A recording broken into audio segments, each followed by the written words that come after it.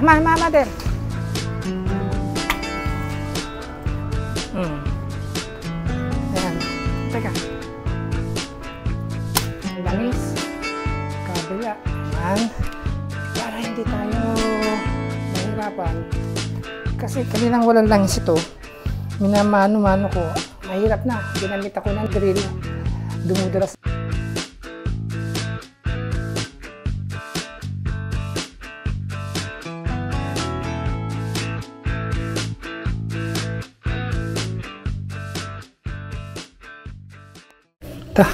May gagawin tayo ngayon dito. Itong ano ni mother ba, hawakan dito.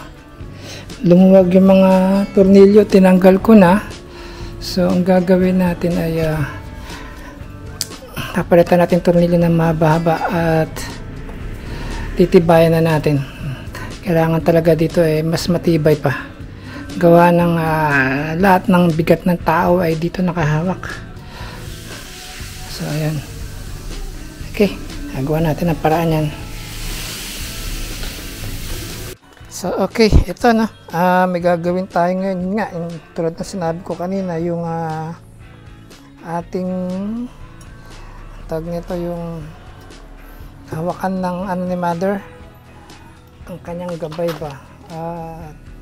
At palitan natin ang tornilyo, malambot. Ito ngayon ay meron tayong hawak na tornilyo. Tatandaan na lang natin to kung hanggang saan ang ibabaw natin. Tapos alagyan natin ng tape para alam natin kung hanggang saan lang ang ating lubog ng barena.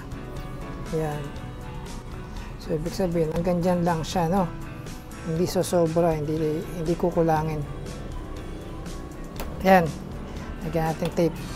Okay? Ayan. Kasi itong tornilyo natin ay ayan siya. Ganyan. Ayan. Okay yan, di ba? Okay yan, ganyan. So yun, punta tayo doon sa pagbubutasan natin. Okay, ito. Butasan na natin ito ulit. Ay. Okay. Hammer. Ayan.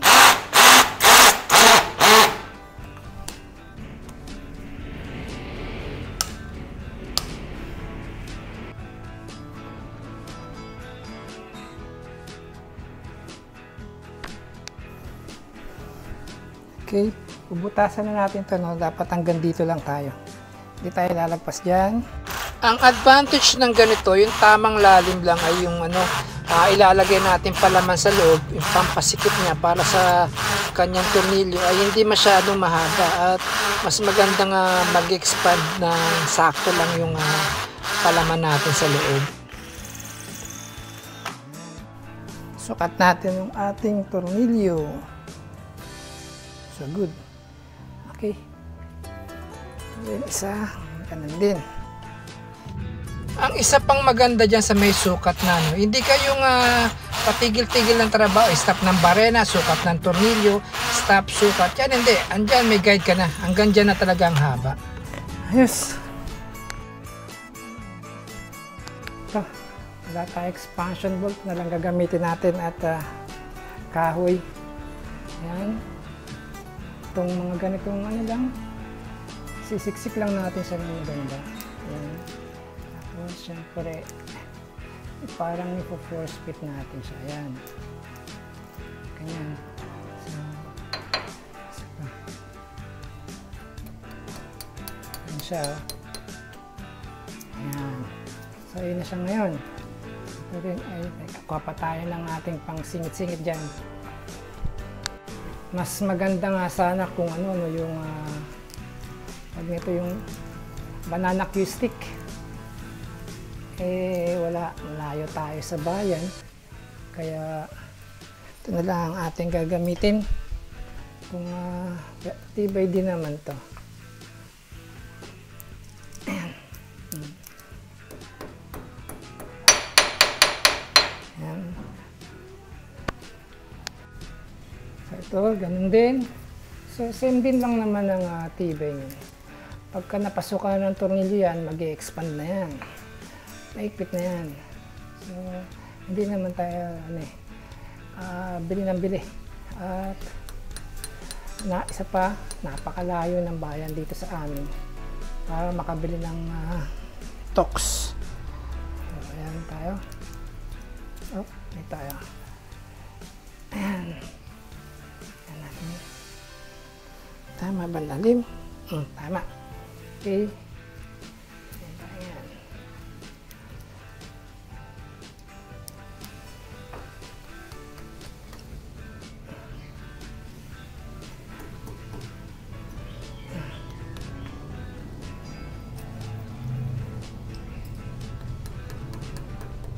Ayan siya. Ayan. Okay. So, ganyan lang yan. So, tutunilin na natin yung ating bakal. Ang pinakahawakan. Okay.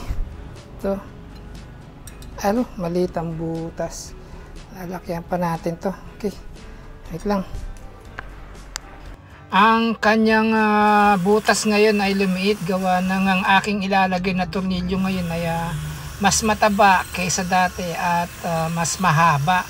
Para yung kapit ng tornilyo ay talagang mag-expand ng maganda yung pinalaman natin sa loob ng butas. Kumbaga talagang siksik siya para mas matibay, hindi basta-basta siya mahahatak.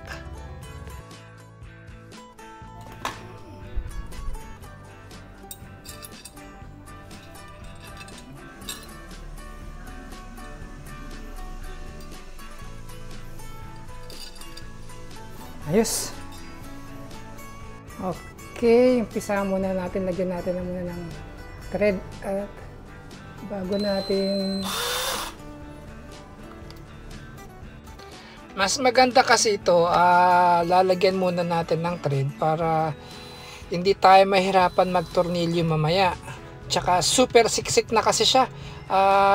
Yung kahoy mag-i-expand ng todo, kaya para mas madali natin itong matornilyo ay mamaya lalagyan ko na to ng langis ba. Yung pinakatornilyo lalagyan ko ng langis para smooth yung pasok ng kanyang thread.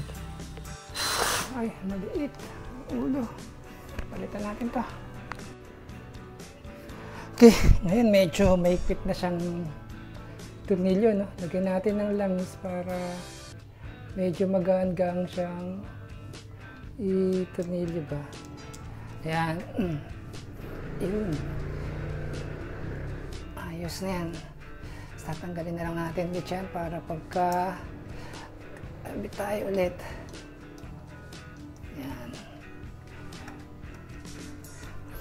Yes. Para gamitan natin ito. Ay! Okay. Doon din tayo sa kabila. So, diyan ka lang muna. Okay. Lagyan natin ulit ng langis ito. Teka, butas muna tayo. Okay. Butasan muna natin sa gitna. Ayan. Para pinaka ating center punch. Ayan. Tapos, yung ating tornilyo ay lagyan natin ng langis. Yan. Magkaroon lang siya ng thread para hindi tayo mahirapan. Para tuloy-tuloy yung ating pag-screw pagka nilagay na natin yung ating pinaka-handle. Yan siya. Yan, may langis na yan. Yung na yan. Kung walang langis yan, napakahirap. Mahirap i-tornilyo yung mga ganyan sa kahoy. Ganito rin tayo sa baba, no? Bubutasan muna natin. Yan. Tanggalin natin dito. Ako. Tapos, lagyan natin ito dito. At ay maglalagay ng langis. Yan.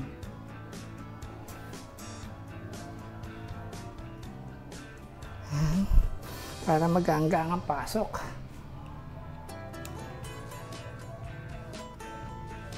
Ayan, o. Diba? Kasi kung walang langis yan, medyo mahirapan tayo. Kasi force fit yung ating kahoy na nilagay. Tapos ang isa pang tip dito pagka lalagyan natin tornilyo tong kahoy, mas maigi na butasan muna natin siya ng pakundidos lang para yung thread ay hindi persado na nagpupush siya. Bubutasin niya pa yung kahoy para makapag-thread. Ito, may butas na yung kahoy, pero yung butas niya ay tamang-tama lang para sa thread.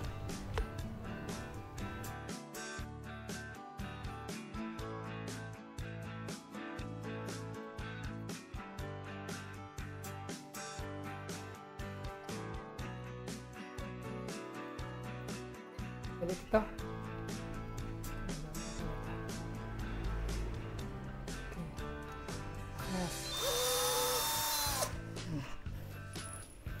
Ito rin sa baba, baklasin na rin natin ito.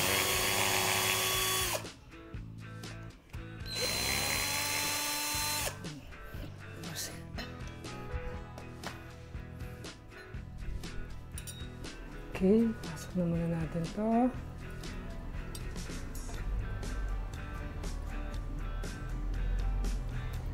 Maglagay tayong tornilyo, ang langis ulit.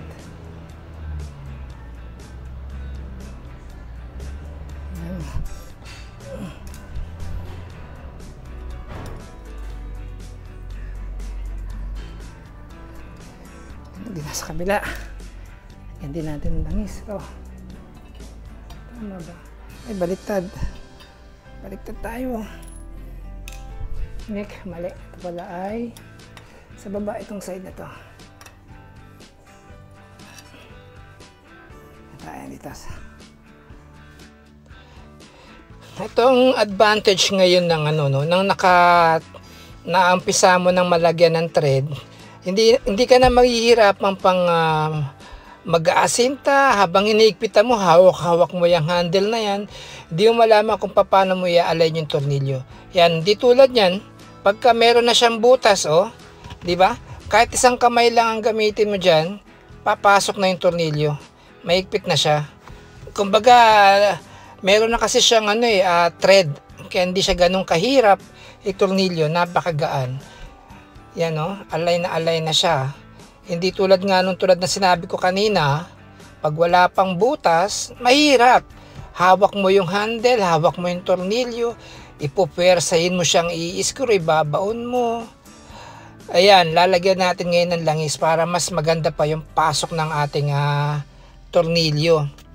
Ayan, smooth na smooth yung pasok niya. Wala tayong problem. Diba?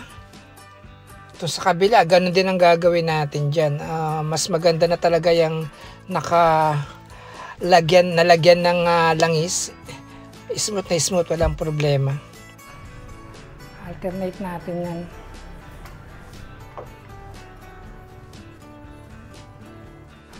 Okay, tuwipitan natin ito sa baba at lagyan natin ng langis.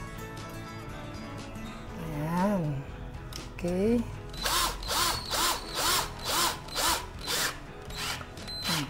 Okay, itong kabila, lagyan din natin ng langis. Ganun lang po pagka mga ang tawag dito ay ito mga 4 feet na kahoy na gagawin yung parang pinaka talks ay kailangan talagang gumamit tayo ng langis para dumulas-dulas siya. Okay, dito na tayo sa taas. Lagyan natin ulit ng langis. Kabila. Ayan. Para hindi tayo mahirapan. Kasi kaninang walang langis ito, minamano-mano ko. Mahirap na. Ginamit ako ng drill. Dumudulas na yung drill sa sobrang sikip niya. Kasi naka 4 feet nga yung kahoy. Kaya hindi na. Ito ngayon, nilagyan natin langis. Yan smooth na smooth siya ngayon, di ba? Dire-diretso. Okay, good. Kasi ito, kabila, ganun din. Ayun. Okay, ganda. Ganun din sa baba, ginawa natin. Kung kaya imano-mano, ayun, kaya pong imano-mano. Medyo may pit na. Okay, good. Hindi na siya basta-basta matitinag at matibay na siya. Ayan siya. Matibay na yan. Ayan. Oh, matibay na. So, ganun lang. Pag 4-speed yung kahoy na ginamit at mahirap i-screw, lalagyan lang natin ng konting langis para siya ay kumapit. Okay?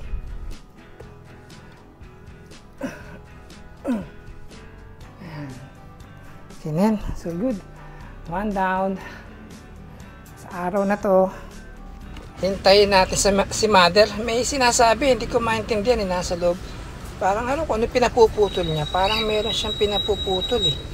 Parang puno. Ewan ko ano puno kaya dito ay papuputol ni Mother. Tignan muna natin itong mga alaga natin ibon. Wala silang itlog ngayon at molting. Kumbaga sa Tagalog ay naglulugon kaya hindi pa sila mangitlog ngayon. Sayang yung mga nakarang itlog niya. Minapisa yun nga lang. Minalas tayo at nilanggam. Hindi ko na monitor yung kanilang sisiw. Sayang talaga. Dalawa pa naman sana may sisiw na sila. Yan. Okay, tayo natin si Mother.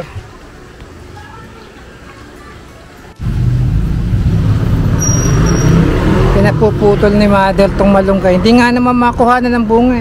Akit ako sa taas, makunin ko yung yung dahon. No? Paano ko aakyat pala? Hindi pala to Teka, tignan natin paano tayo makakakyat. Sayang yung dahon. Ay hindi, putulin na lang, babagsak naman pala yan. Putulin na lang para hindi. Ba't pa ako aakyat? Putulin na lang. Di ba? Sige, putulin natin yan. Oo. Putulin na natin. Para magbago ng dahon ulit, no? Oo. Dito, puputulin muna natin dito sa banda dito. Taas muna tayo. Tibay ba to? Ito muna tayo. Ay, ang lambot naman itong tabak kong to. Ay, malangkal. Ay na, Mother.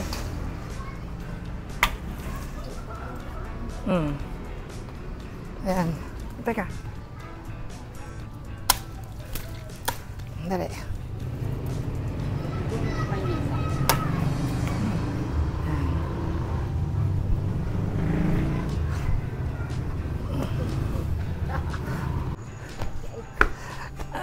Ayan. Dito na lang.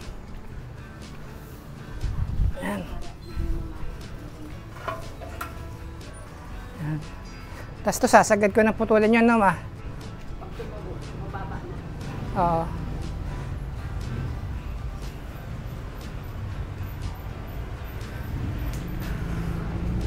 Sasagad na natin putulin to para may bagong usbong na naman siya banda rito.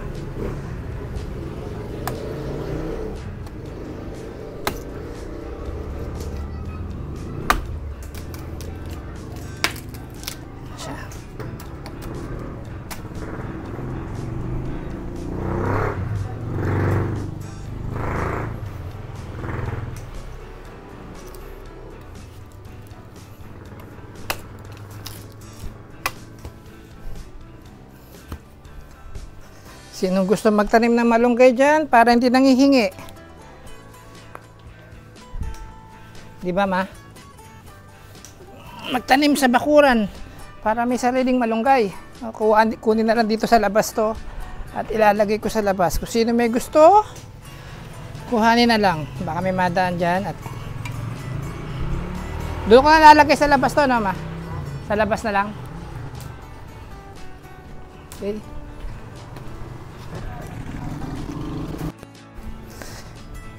Tuloy na rin natin yan, Ma. Mixi. Eto, wala na to, Ma. Hindi na kukunin yan. Kuha akong lalagyan. Nilagay mo ng sako. Ha? Sako natin. Ito? Oo, sa baba lang. Tapos sila.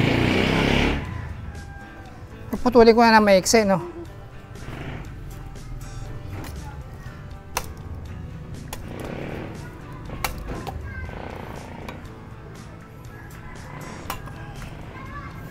Yan.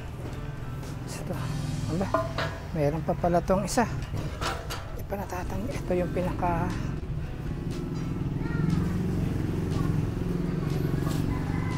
Ito yung pinaka ano eh. Tawag nito.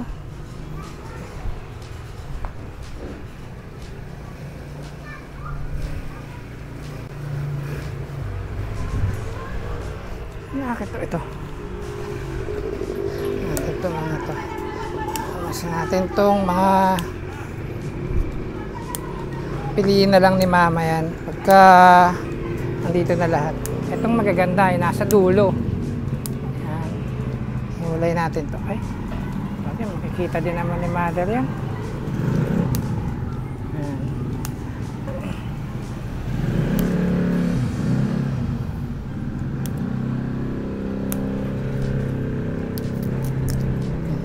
Itong ngayon ay putol natin maliliit para magkasya sa basurahan. Okay na. So, ayan na siya. So, ito. Natin ito. Pun natin. Ayan na. Magsi na siya. Tapon na sa basurahan. Diretso. Mother, dito na ano yan? Kukuha kong lalagyan? Diyan na lang? Kuha kong lalagyan? Hindi na. Kuha kong lalagyan. Okay. Lalagyan.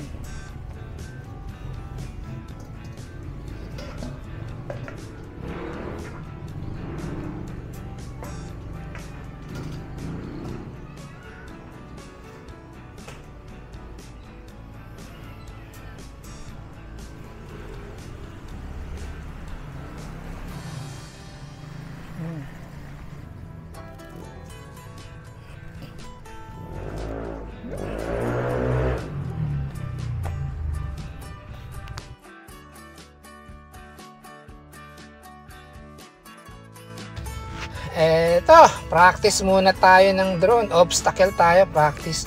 Dito ko pinadadaan ngayon sa, sa may lechonan. Dito marami kasing poste. Itatry kong mag-ikot-ikot dito. At sa mababa lang tayo. Ayan. Ayan, si Puroy. Naglilechon sila. Ayan, meron ako ditong iniiwasan na poste. Nasa gitna. Ayan. Malaki-laking lechon nila ngayon ha. At ikot tayo. Ayan. Andito rin si Rambo at nakaalala kay Puroy. Ayan.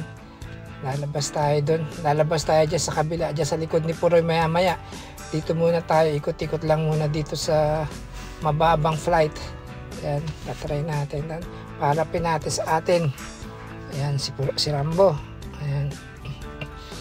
Medyo kailangan kasi mapag-aralan itong mga obstacle eh. Okay, ayan, si Rambo. Hop, yeah, Rambo. Ayan, ayan, labas tayo ng tawag nito, labas ng lechonan.